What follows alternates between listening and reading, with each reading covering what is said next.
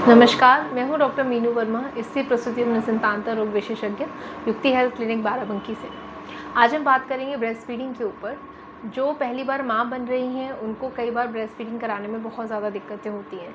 कई बार एपिज़ोटमी स्टिचेस का पेन होता है या सिजेरियन हुआ वो स्टिचेस के पेन की वजह से ब्रेस्ट फीडिंग नहीं करा पाती हैं।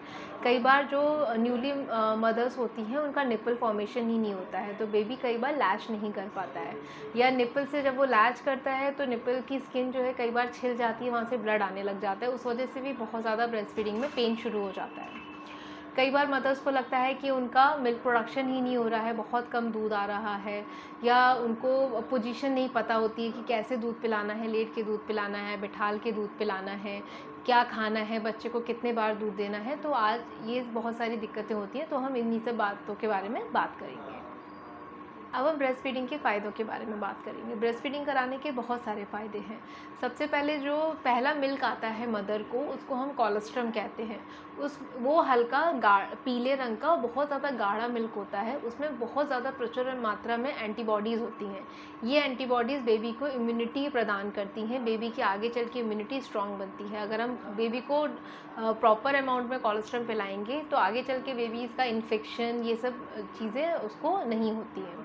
दूसरी बात कि जो ब्रेस्ट फीडिंग में कराते समय बेबी का स्लीप पैटर्न रेगुलेट होता है। ब्रेस्ट फीडिंग में दूध पिलाते समय उसमें मेलेटोनिन हार्मोन, सेरोटोनिन हार्मोन, ये सब रिलीज़ होते हैं, वो बेबी का स्लीप पैटर्न रेगुलेट करते हैं। तीसरा फ़ायदा ये है, जब हम बच्चे को दूध पिलाते हैं तो माँ और बच्चे के बीच में अच्छी बॉन्डिंग इस्टेब्लिश होती है। जब दूध पिलाते समय मदर के ब्रेन में ऑक्सीटोसिन नाम का हार्मोन जो है वो रिलीज़ होता है। ये मदर और चाइल्ड के बीच में बॉन्डिंग बनाने में बहुत ज़्यादा हेल्प करता है। चौथी इंपॉर्टेंट चीज़ कि अगर आप रेगुलर ब्रेस्ट फीडिंग, अगर बेबी को 6 मंथ तक अगर आप ब्रेस्ट फीडिंग कराते हैं तो उसमें आपको आगे चल के ब्रेस्ट कैंसर और ओवेरियन कैंसर होने के चांसेस बहुत ज़्यादा कम हो जाते हैं। अब मैं आपको कुछ टिप्स बताती हूँ जो आपको ब्रेस्ट फीडिंग कराने में हेल्प करेंगे। सबसे पहले होता ये है, जैसे अगर आपकी नॉर्मल डिलीवरी हुई है, आपको नीचे एपिज़ोटमी आई है, उसके स्टिचेस है, उसके पेन की वजह से आप बैठ नहीं पा रहे हैं, तो पेन कम करने के लिए आप अपने डॉक्टर के पास जा सकती हैं। वहाँ पे वो कुछ पेन किलर्स एडवाइस करेंगे, वो आप पेन किलर खा सकती हैं, या आप नीचे टब में बीटाडीन डाल के गुनगुने पानी में आप सिकाई कर सकती हैं, तो वो पेन में रिलीफ मिलेगा। पेन कम होगा तो आपको ब्रेस्ट फीडिंग कराने में आसानी रहेगी।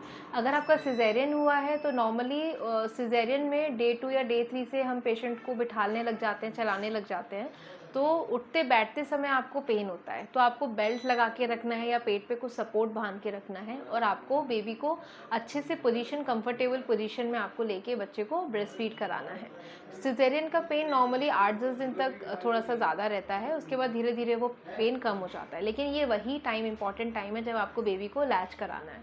कई मदर्स पेन की वजह से बेबी को स्टार्टिंग में लैच नहीं कराती हैं, और उसके बाद बेबी फिर लैच करना बंद कर देता है, वो फीडिंग लेता ही नहीं है क्योंकि उसको बॉटल की आदत पड़ चुकी होती है। तो ये गलती आप बिल्कुल मत करिएगा। बच्चा जब दूध पी चुका होता है, अगर आपको लग रहा है आपकी ब्रेस्ट अभी भी भरी हुई है, तो आप बचा हुआ दूध एक्सप्रेस करके निकाल के उसको डिस्कार्ड कर दीजिए। अगर दूध भरा रहेगा तो आपको फीवर आ सकता है, आपको इन्फेक्शन हो सकता है, तो वैसा मत करिएगा। कई बार हमको लगता है कि दूध ही नहीं आ रहा है, दूध कम बन रहा है, मिल्क प्रोडक्शन बहुत कम है, तो ऐसा हमको शुरू के 2-3 दिन डिलीवरी के बाद दूध आने में 3-4 दिन का टाइम लग जाता है, पर आप जितना ज़्यादा बेबी को लैच कराएंगे, ब्रेस्ट फीड कराएंगे, उतना ज़्यादा मिल्क प्रोडक्शन होगा। अगर उसके बाद भी आपको दूध नहीं आ रहा है तो अपना खान पान का ध्यान रखिए, क्योंकि ब्रेस्ट फीडिंग कराते समय आपको बहुत भूख लगती है, आपको बहुत प्यास लगती है, क्योंकि आपका जो दूध बनता है वो आपका एनर्जी, जो उसमें कैलोरीज जाती हैं वो आपको खाने से ही मिलती है। अगर आपका खान पान अच्छा नहीं रहेगा तो आपका मिल्क प्रोडक्शन भी कम होगा। रेगुलर अपने सप्लीमेंट्स लीजिए, रोटी खाइए, दाल चावल खाइए, अच्छे से हेल्दी खाना खाइए, फ्रूट्स लीजिए, पानी खूब पीजिए। आप जितना ज़्यादा पानी पिएंगी उतना ज़्यादा अच्छे से आपका दूध बनेगा। ये सब के बाद भी अगर दूध नहीं बन रहा है तो अपने डॉक्टर को, अपने गायनेकोलॉजिस्ट को दिखाइए, वो आपको कुछ सप्लीमेंट्स देंगे, उससे आपका मिल्क प्रोडक्शन हो जाएगा।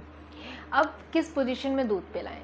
बच्चे को आप किसी भी पोजीशन में दूध पिला सकती हैं जिसमें आप कंफर्टेबल हो। अगर आप बैठ के दूध पिला रही हैं, मेक श्योर कि आपने बेबी को प्रॉपर कंफर्टेबल पोजीशन में लिया हो। ऐसा ना हो कि बेबी का सिर्फ हेड सपोर्ट है, पैर सपोर्ट नहीं है, या पैर सपोर्ट है, सर झूल रहा है, वैसे नहीं होना चाहिए। आपको बेबी को प्रॉपर हाथ में लेके सपोर्ट करना है। आपका जो ब्रेस्ट का ब्लैक वाला एरिया है जिसको एरियोला कहते हैं, उसमें निपल भी होता है, तो वो पूरा ब्लैक पोर्शन बेबी के माउथ में होना चाहिए।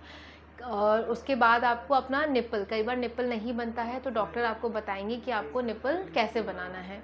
वो निपल बना के आपको बेबी के माउथ में देना है। कई बार बेबी जो होते हैं वो सोते रहते हैं शुरू में, तो आपको पैर पे टैप करके उनको जगाना है। ऐसा नहीं कि बेबी सो रहा है आपको आप सो रहा है तो सोने दीजिए, ऐसे नहीं करना है। आपको उसको उठा के ज़बरदस्ती उसको उठाना है, क्योंकि बच्चे शुरू में सोते रहते हैं, उनको सोने की आदत होती है।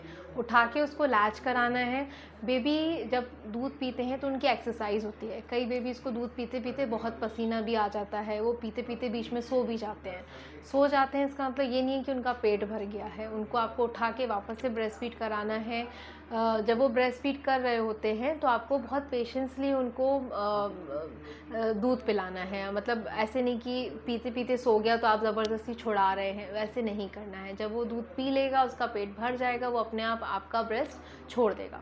एक और इम्पॉर्टेंट चीज़, आपको दोनों ब्रेस्ट से दूध पिलाना है। आपको याद रखना है कि आपने किस ब्रेस्ट से दूध पिलाया था। नेक्स्ट टाइम जब आप दूसरी बार उसे ब्रेस्ट फीडिंग दे रही हैं तो आपको दूसरी ब्रेस्ट से देना है, क्योंकि हमारी दोनों ब्रेस्ट में सेम मिल्क आता है। अगर आप एक साइड से ज़्यादा पिलाएंगी, एक साइड से कम पिलाएंगी, तो दूसरी साइड की ब्रेस्ट जो है कई बार इंगॉज हो जाती है, उसमें मेस्टाइटिस इन्फेक्शन हो सकता है, आपको फीवर आ सकता है और कई बार सर्जरी की ज़रूरत भी पड़ जाती है। तो आपको दोनों ब्रेस्ट से दूध पिलाना है, कंफर्टेबल पोजीशन में पिलाना है। अगर आप लेट के दूध पिला रही हैं तो मेक श्योर कि दूध बच्चे के कान में ना चला जाए। कई बार बच्चा पीते पीते दूध उसके कान में चला जाता है तो कान का इन्फेक्शन भी हो सकता है। तो ये सब चीज़ों का आपको ध्यान रखना है। शुरू में न्यूली मदर्स जो बनती हैं, ब्रेस्ट फीडिंग कराने में बहुत ज़्यादा मेहनत लगती है, रातों को नींद नहीं आती है। लेकिन प्लीज़ आप, ये थोड़े दिन की मेहनत होती है। जब बच्चा एक बार लैच करने लग जाता है, पीने लग जाता है, तो आगे चल के आपकी और बेबी की बॉन्डिंग भी अच्छी बनती है, बेबी को भी फ़ायदा होता है और आपको भी फ़ायदा होता है। तो ब्रेस्ट फीडिंग कराइए, आप भी स्वस्थ रखिए और बच्चे को भी स्वस्थ रखिए। Thank you.